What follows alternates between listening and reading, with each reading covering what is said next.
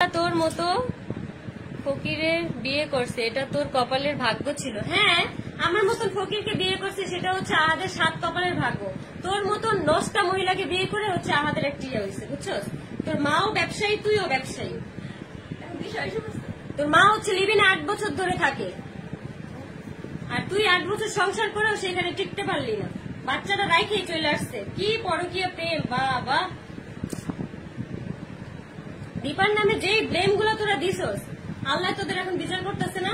দীপা কোনো কিছুই করে না। দীপার নামে যা যা বলে আমাকে ভুল বুঝাইছস, এগুলো হচ্ছে তোদের বিচার হবে আল্লাহর কাছে, তোদের বিচার।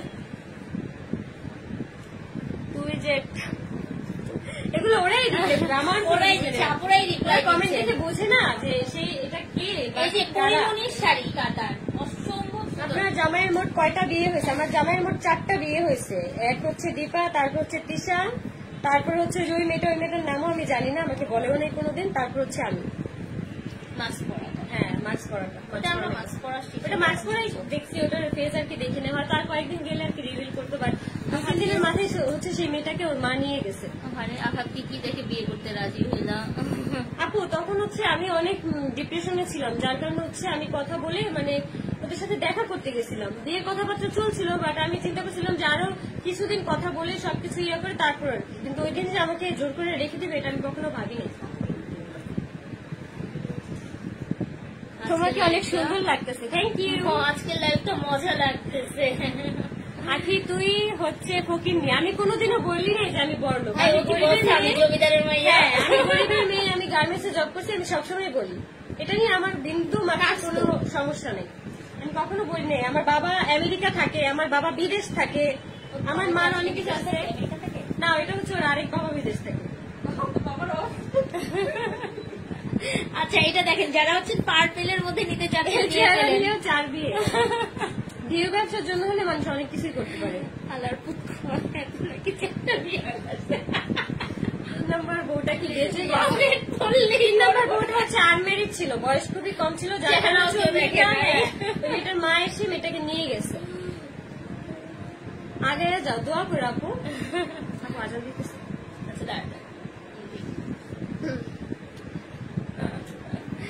নতুন বউ ঝগড়া করতেছে ভাই, নতুন বউ ঝগড়া করছে। লাইভে ইয়ে দেওয়া দরকার ছিল, ক্যাপশন। দাম হচ্ছে 2000 কত যেন?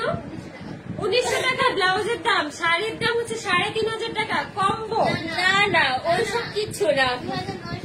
2999 নাকি কম্বো দিবা এরকম? না না, এরকম কোনো কম্বো না। আমাদের ব্লাউজ শাড়ির সঙ্গে ব্লাউজ অ্যাডজাস্ট থাকছে, সো রানিং বেজে আছে। ঠিক আছে, আমরা ব্লাউজ আলাদা সিল্ক। ঠিক আছে, আমি ওই চোরের মতন থানায় গিয়ে থানার সামনে থেকে 2টা ভিডিও এনে বলবো না আমি জিডি করেছি।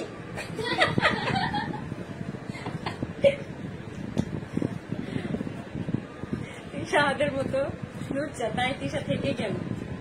এটা ওদের পার্সোনাল ব্যাপার। আমি তো চলে আসি, আমার জন্য নাকি ঝগড়া হইতো। আমি আসার পরও কেন ঝগড়া হইলো? অ্যাক্সিডেন্ট কেন করলো? বাসা থেকে রাগ করে বের করে। আপু আমার ভালোবাসেনি, এত নাটক কিভাবে করে? ভালোই তো বাসেনি, আমাকে নিচেই তো ভিউ ব্যবসা করার জন্য, তাই ভালোবাসবে কেন আমাকে? আমাকে দিয়ে ভিডিও করে তো এতটুকু। আর বাবুর জন্য তো দোয়া করবাই। বাবুকে আমি এখন হচ্ছে সব জায়গায় বের করি না, কারণ ও হচ্ছে অনেক ছোট্ট আর গরম সহ্য করতে পারে না। ওদের যদি আহাদার দিশে লাই না দিত, ওরা কোনো কিছু বলার কোনো সাহস পাইতো না। এখন আমিও ওনাকে লাই দিলাম, ওরাও বলবে। ওরা যেহেতু ওইসব মানুষকে লাই দিছে বলছে, এখন তুমিও বলবে এখন থেকে। তোমার হাজবেন্ড মুন্তাহাকে নিয়ে কিছু বলো? মুন্তাহাকে নিয়ে আমার কোনো কিছু বলার নাই, কারণ সে হচ্ছে একান্তই মানে সে ওই বাড়ির বউ। ওই বাড়ির বলতে কি মানে স্বামীর বউ, কারণ ওইটা নিয়ে আমার কোনো ইয়ে নেই। মুন্তাহাকে নিয়ে আমার কোনো ঝামেলাও ছিল না, কখনো কোনো ধরনের কোনো ইয়াও হয়নি মুন্তাহার সাথে আমার। কখনো কিছু বলার নেই। হ্যাঁ, আমরা হচ্ছে আজকের লাইভটা এখানেই শেষ করবো। আমরা আজকের লাইভটা সুস্থ থাকবো, আর হচ্ছে ইনশাল্লাহ আমরা প্রত্যেকটা ভিডিও আপলোড করে দিব। সবাই ভালো থাকবেন, আমাদের